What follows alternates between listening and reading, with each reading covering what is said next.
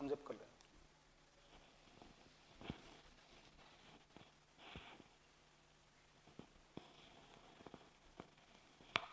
Hi everyone, this is R.S. Agarwal from Rankers Classes. I will be guiding you about how to handle numerical questions well. For handling numerical questions well, I have divided the total guidance into 6 parts. You know that in numerical questions, on an average, you can attempt 100-mark numerical questions, and in rare case, it can be 150, but generally it is handed to 125-mark numerical questions. It happens in rare case only, right? So I'm taking 100 to 125. To handle numerical questions well, there are 6 parts. My guidance would be in 6 parts. First is having positive attitude for theory questions. So it is a part of strategy for numericals. So it is not just numericals. We'll discuss it. We'll discuss these 2 things today. These will be discussed today. And thereafter we will discuss in more lectures. I will discuss understanding the demand of the question, means numerical questions, must know approach, technique, formulas involved, and thereafter we will discuss how to handle volume of numerical questions, the writing practice, dealing with easy questions, tough questions, and revisions to be done. And finally, when you will be making solution of the questions, you will be faced with what shortcuts to adopt, what presentations to emphasize, and things to avoid. But today I will discuss first 2 aspects. Let us see. First is positive attitude for theory questions. Why I am talking about positive attitude for theory questions? Do not be over-focused on numericals. Do not be over-focused on numericals. The main thing is risk. There is risk in numerical questions. On account of involvement of risk, I generally suggest that numerical questions should be taken cautiously. Right? If I say numerical questions are your friends, if I say numerical question is your friend, theory question is your best friend. Best friend. Right? Let us see. In case of numerical question, if you score well, you can get 90%, even 100% marks. But there are chances that if you are attempting 6-7 questions, so in 2 questions, 3 questions, there may be error. There may be error. For example, if you take a question on final accounts or balance sheet or capital budgeting, so there are chances of error. It is based upon my interaction with the students during past 20 years that errors are there. So to me, for a good candidate, there is 30% error risk और फंसने के chance हैं उसमें, और there is risk of taking too much time. For example, if you take a question of process costing, तो उसमें ज़्यादा time लगने के चांस हैं. Means 70% of the questions are safe. If I calculate weighted average, weighted score, so there is 63% scoreability in case of numerical questions. 90% score, and there is 70% probability that your answer would be correct. So it is 63%, not 63 marks, rather 63%. That is scoreability is there. If 100-mark questions are asked, then definitely 63% scoreability is there. If you see in theory questions, in case of theory questions, as I told, they are your friends, they are your best friends.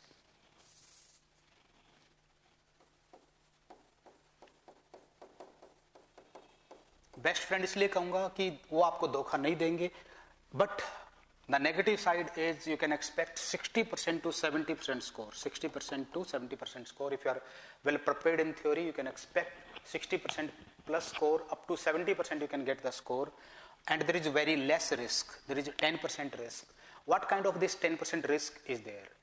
You may not be able to understand the demand of the question, key demand of the question. That is the risk. And if demand of the question is not understood well, then whatever you write, it may be 30, 40, 50% acceptable to the examiner. So you won't get 60, 70% marks. It also means 90% they are safe. 90% they are safe. So if you are attempting 100-mark theory questions, so weighted average marks can be 63. And here also weighted average marks are 63. Weighted average marks are 63. So It seems that theory and numerical both are at equal footing. Definitely both are at equal footing, but really it is not a competition between theory and numerical. Conclusion is it is not theory versus numerical. It is not theory versus numericals. Rather, the strategy is theory plus numericals. Means you select the numerical questions that you can answer well. Well means from start to end, you know every aspect of the solution of the numerical question, or you are confident about it. And select good or perfect kind of theory questions. So in this manner, if you make the selection, then you can expect a good score, right?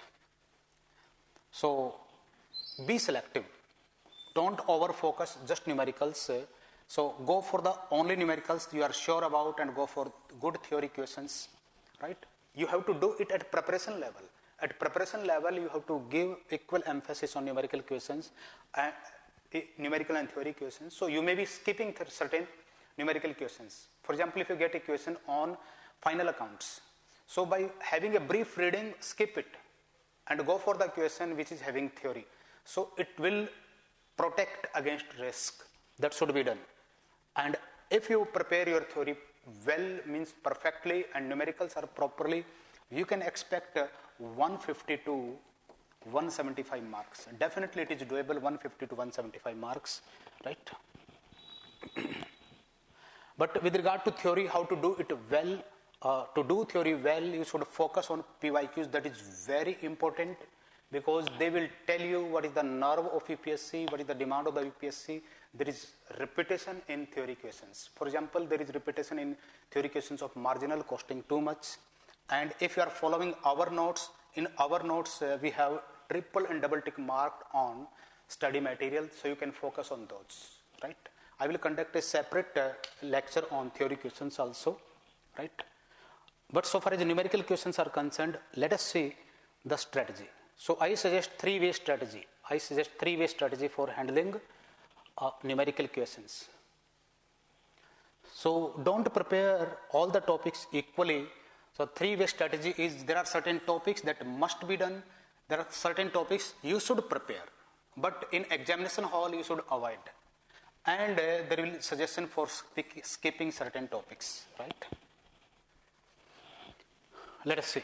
First is financial accounting. In financial accounting, as it is written here, these topics must be done well. For example, issue of shares. Time and again questions have been asked. Issue of shares, forfeiture of shares, and ratio of shares. You can answer such question within time limit of even 10 to 12 minutes. So it won't waste your time also. Buyback has not yet been asked. So you should prepare it. If a question is asked on buyback, you can expect 15 out of 15. And generally, questions on internal reconstruction are easy. That's why I suggest everyone prepare internal reconstruction. If you prepare 8 to 10 questions on internal reconstruction, that can be done well. You know that questions on internal reconstructions are asked alternatively.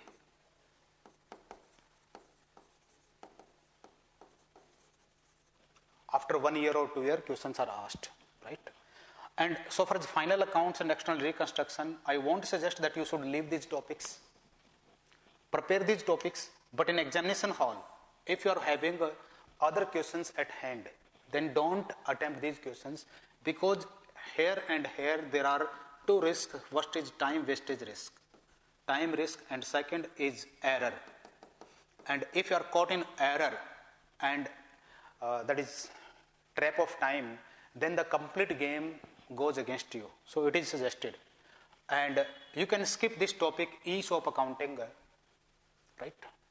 And if you are having shortage of time, for example, you are preparing for next year and you are short of time, then you can skip final accounts preparation, you can skip preparation of amalgamation accounting, numericals only. Theory must be done, right? For theory, I'll tell separately. So that is my strategy for financial accounting.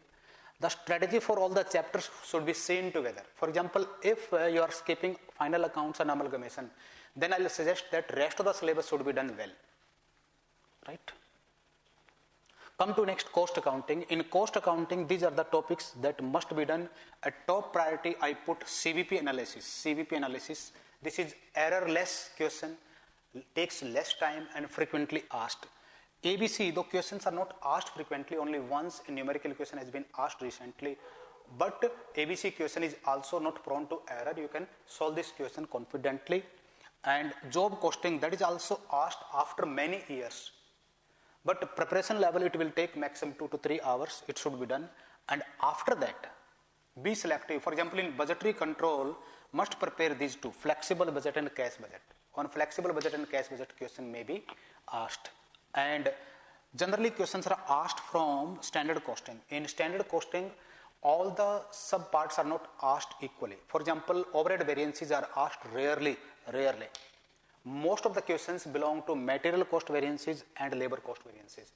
In material and labor cost variances, generally questions are easy to standard, not very tough. So, easy level standard costing must be done. I won't suggest that you skip standard costing completely. No. Easy 5 questions of material variances, easy 5 questions of labor variances must be done. Now, prepare and avoid. Marginal costing. Take care, marginal costing is risky chapter comparing CVP. CVP is formula based. Marginal costing is relevant cost based.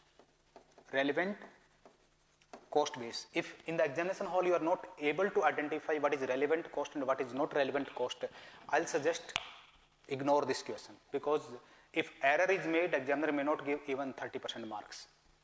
And thereafter, process costing. Questions are generally lengthy, they are time consuming. So, option available, avoid it. I suggest you should prepare and tough questions on standard costing, because if you see past year questions, around 1/5 or 20% of the cases, tough questions have been asked on standard costing. Now, what to skip? You should skip only if there is shortage of time. Only if there is shortage of time.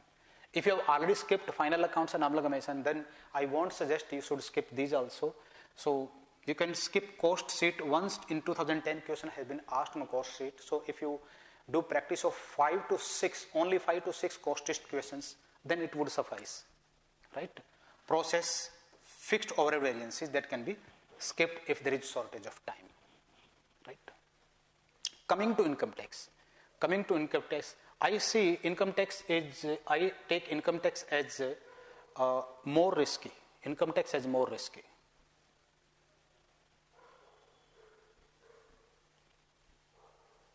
In income tax, this is a small topic and this is also small topic. So these two should be done. From here, 10 to 15 marker, independent question may be asked, calculation of taxable income from house property. And from here also, though it is not asked independently, but may be asked 10 marker, 15 marker question. So as the computation of total income is concerned, this is a risky question, because a lot of provisions are there. And not only lot of provisions are there, some exceptional cases are asked. For example, a person is having agricultural land in Australia. Definitely income from agricultural land in Australia would be taxable, because agricultural income is not taxable only if it is from agriculture in India. Right? Still, there are chances of risk. So such question, definitely tax should be prepared. And in examination, if you find the question lengthy, so many issues, then it should be avoided.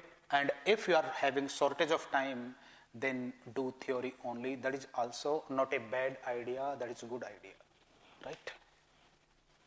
I will tell overall skipping strategy also, and come to financial management.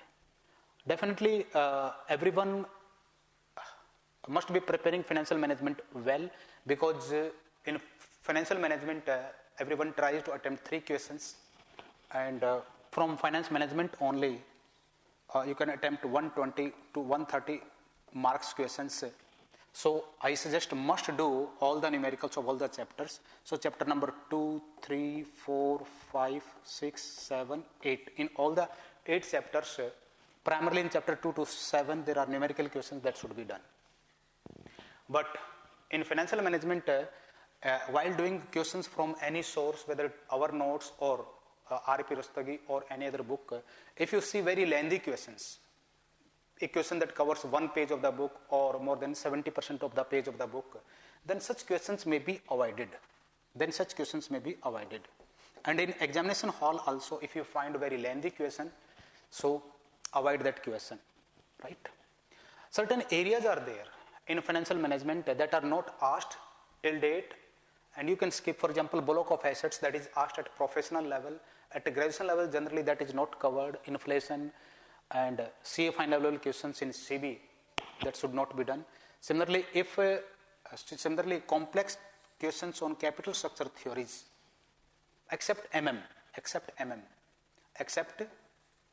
arbitrage questions on MM.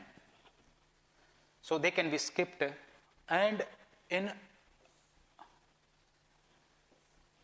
merger and acquisitions, there are various techniques of valuation of business. One technique is residual operating income method, and other technique is free cash flow method. So that should be avoided. Once question was asked in the year 2012, but thereafter not asked. If I tell overall strategy about numericals of paper 1, so my suggestion is FM must do. And thereafter, these are must do. That is the minimum strategy.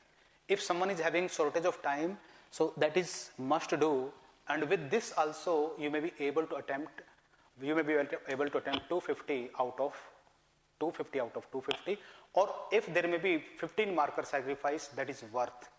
Because doing remaining syllabus, such a lengthy syllabus in numericals, that will consume more time. So if you save time there, you can increase quality of this area, and many candidates have secured success by doing this.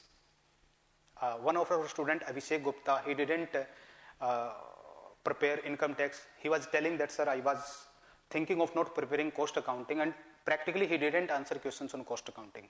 One of our student, Harsh Chaudhary, he was telling that, sir, in my first attempt, I didn't prepare final accounts, amalgamation, and many chapters of cost accounting.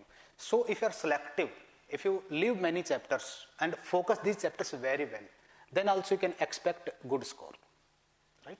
So this is for all. I want to tell about Rankers classes.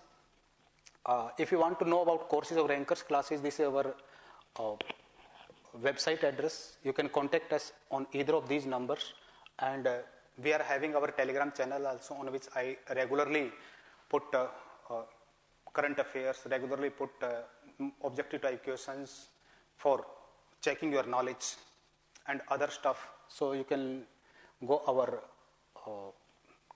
Telegram channel also, and this is Telegram channel address. And generally every year we launch these courses. So this year also we will launch these courses. For example, from foundation course from 10th May we will start, from 10th June we will start, and this test series will start in the month of June. So latest information will be available here, right? I will come with the more videos on how to prepare numericals.